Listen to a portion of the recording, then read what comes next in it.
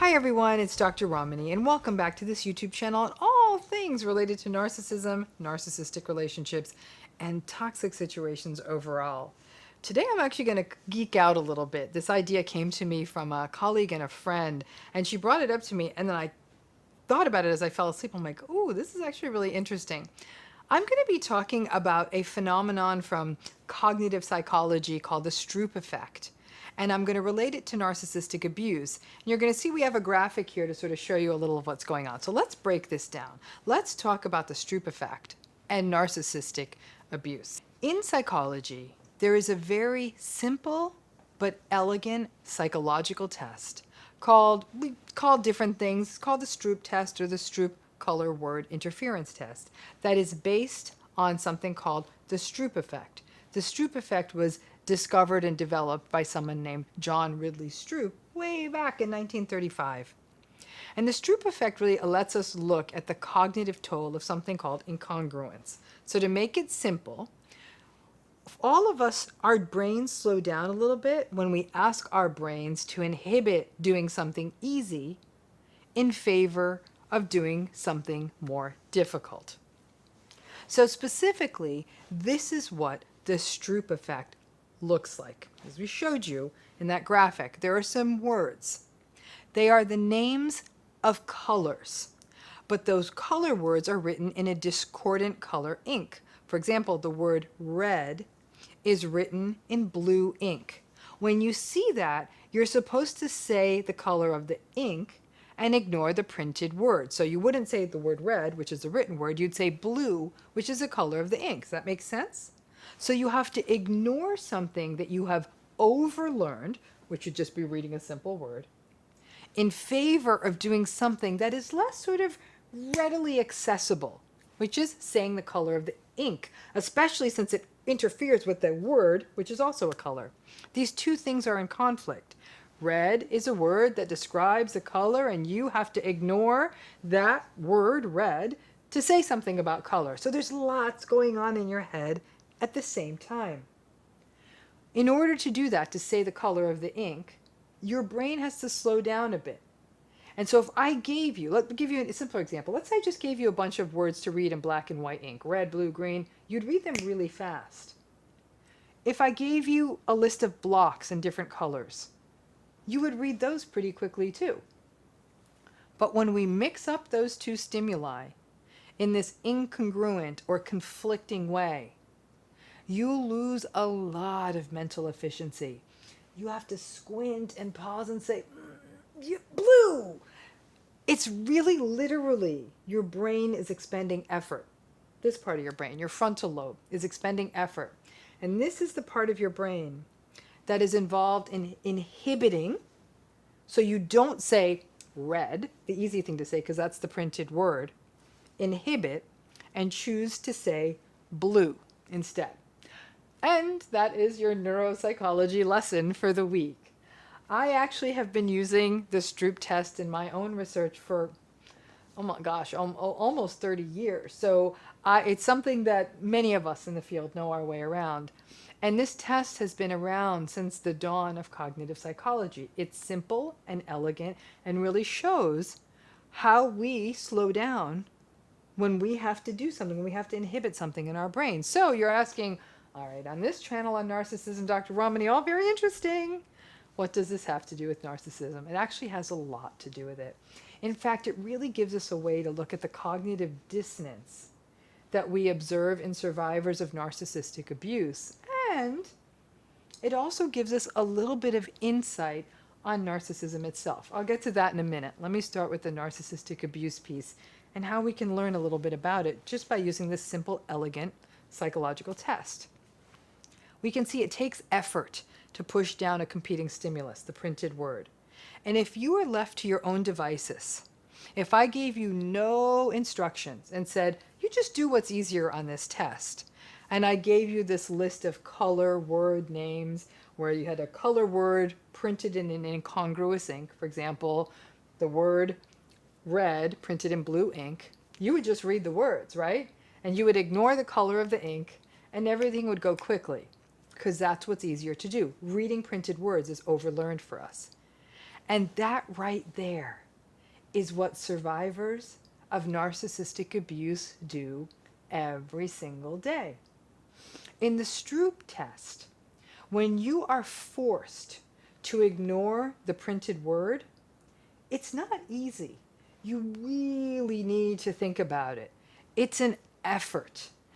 Again, over the course of my career, I've given this test to thousands of people. And what I see is when they get distracted, or they relax a bit, or they have some form of brain damage, they mess up. And they read that printed word, and they're not able to say the color of the ink, and then I have to redirect them. And they're like, oh, that's right, that's right. Now, in a narcissistic relationship, these narcissistic relationships last. Why? Because you justify and rationalize the narcissistic person's behavior. They didn't mean it. They're stressed. That's just how they are. They had a difficult childhood. They didn't mean to say that. They were just tired. They're distracted. Those justifications come really easily to survivors of narcissistic abuse. Those justifications come naturally, a bit like reading those printed words, right? And unlike my own patients or research participants, there isn't someone standing over the narcissistic abuse survivor saying, no, no, no, no. You have to read the color of the ink. That's what I'd say to my patients. No, I need you to read the color of the ink. Instead, imagine there's no one standing over a survivor of narcissistic abuse saying, no, no, no, no, don't justify their behavior. You need to recognize that this pattern isn't healthy. I can't live with people and say, no, no, no, no, you're justifying again. Justification and rationalization is literally automatic and overlearned for many survivors of narcissistic abuse because it started in childhood. It was in childhood where many people learned to rationalize or justify the difficult behavior of a narcissistic parent. Children almost have to do that. Otherwise, it would be too scary or unsettling to think that their parent is just not very nice. The world becomes an unsafe space if the adults in it are judged to be unsafe. So if you learn that, to do that justifying in childhood, a little bit like learning to read in childhood, that justifying becomes second nature in adulthood. In addition, when you throw in there that we are socialized to make rationalizations for the people that we are in our close relationships with or our family relationships with, to give second chances and benefits of the doubt, then it makes sense that all this justifying is so reflexive. Researchers, a group of researchers led by someone named Damien and their colleagues, who are researchers at the University of Utrecht in the Netherlands, did something in their research that's a bit more complex than I'm going to try to break down here. But it was really interesting research because their research suggests that doing the Stroop test, that in having to inhibit the printed word in favor of the ink color, is a sort of a priming exercise. And we actually feel a little bit more negative after we have to do a difficult test like that and having to deal with those mismatched words and ink colors and are forced to do something that isn't really easy or comfortable for our brains to do. We kind of take our brains into a bit of a funk or a downer by forcing our frontal lobes to do all that extra work because it makes sense. Brain work like that, when we have to inhibit, it's actually exhausting. So here is where we may be able to turn the Stroop test into something, I don't know, a little bit useful for survivors of narcissistic abuse. In the Stroop test, the test only lasts about a minute or so. You only have to read that sort of weird list of incongruent words and colors for about a minute or two. Narcissistic abuse survivorship, however, is every day, sometimes hours a day. But what if even once a day you don't rationalize or justify? You stop. You catch yourself and say to yourself, not saying they're tired, not saying, oh, they're stressed, or maybe I'm being too demanding on them, or maybe this is my fault. Nope, you're not going to do that. Instead, you're going to do the harder thing. you're going to recognize and just say, maybe even in your head, this person's difficult. This person's gaslighting me. This person is invalidating me. This person does not have my back. This is the Stroop equivalent of saying the name, the color of the ink, the harder part. It won't feel good. It won't feel good to say, oh, my mom doesn't have my back, or my partner is gaslighting me. You are going to resist it, but it's important to do. It's a way to break through the dissonance by accepting the conflict. Just like the person doing the Stroop test wants to read the printed word as it's written, R-E-D is read, the same way you want to go back to justifying because it's easier. And by doing the harder thing that requires more inhibition and recognizing the behavior for what it is, yeah, you're going to be tired. You're going to be disheartened. You're going to be negative. You will have to face down that you may need to make a change or recognize in that kind of icky way that you are in something unhealthy. And the fact is, that does not feel good. However, the ongoing toll on your health of going through abuse and then rationalizing it over and over again, that is worse. You may be wondering, well, what about the narcissistic people out there? You just told me earlier in the video, Dr. Ramani, you said the Stroop test has something to tell us about them. What does the Stroop test tell us about them? Remember that a key dynamic of narcissism is impulsivity, which people who study the brain might also frame as being something called disinhibition.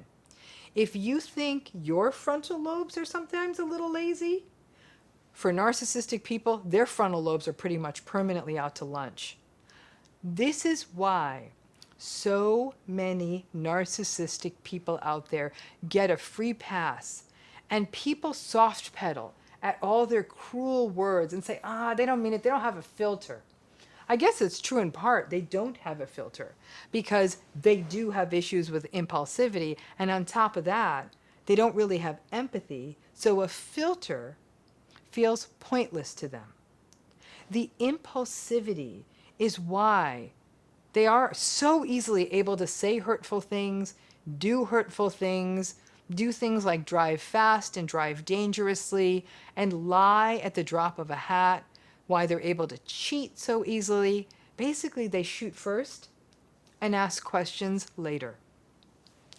I haven't seen the research on this, but some researchers do suggest that the impulsivity issues that we observe in narcissism actually underlie why they are able to, unable, I should say, to turn it off or on and actually get out of their own way. It's why they always say the wrong thing, because they don't stop and think first. But for me, the real intrigue is how this issue of inhibition can impact survivors of narcissistic abuse. Generally, narcissistic abuse survivorship isn't about disinhibition. In fact, people who experience narcissistic abuse are literally the wizards and the masters of eggshell walking and inhibiting and holding back and controlling responses. They're better at it than anyone. People who are survivors of narcissistic abuse are really good at inhibiting behavior and words. However, people who are survivors of narcissistic abuse aren't so great at inhibiting their responses, such as justification. The responses, the cognitive responses that keep people stuck and may even culminate in more insidious responses that people go through when they're experiencing narcissistic abuse, such as self-blame. So maybe we can turn the Stroop into a daily workout. You can find it online. There's all kinds of examples of it online. And practice pushing down that impulse to read the printed word and read the color of the ink instead. Build that inhibition muscle. And in your own life, stop rationalizing difficult people's difficult behavior. But rather say, and say it to yourself, it doesn't need to be out loud. I know if you say it out loud to a narcissistic person, it's not worth the tantrum. But say it to yourself, this behavior they're showing is not acceptable. They just doubted my reality. That felt like a manipulation. Those words are cruel.